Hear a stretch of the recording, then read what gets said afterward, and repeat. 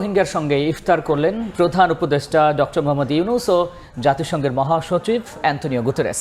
রোহিঙ্গাদের টেকসই প্রত্যাবাসনে আন্তর্জাতিক সম্প্রদায়কে পদক্ষেপ নেওয়ার আহ্বান জানিয়েছেন দুই নেতা। ইফতারে সাদা পাঞ্জাবি পরে অংশ নেন জাতিসংঘ মহাসচিব। ইফতার পূর্ব সংক্ষিপ্ত বক্তব্যে তিনি বলেছেন, মুসলিম বিরোধী ঘৃণা থেকে নৃশংসতম হত্যাযজ্ঞ ঘটেছে।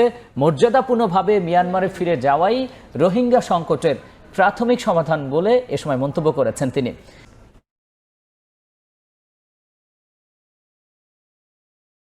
এখন তো কষ্ট কেন হলে সামনে ঈদাইলে আমরা ব্যাগুন যাই, দাদা দাদির খবর জিয়ারত করি, নানা নানির খবর জিয়ারত করি, আত্মীয় স্বজনের খবর জিয়ারত করি। এই মানুষগুন এর আইয়ারে ইত্যেন গরিবদের এই সুযোগ কেন পাইতো না, ইটারা খবর জিয়ারত করিবার কোনো সুযোগ নাই।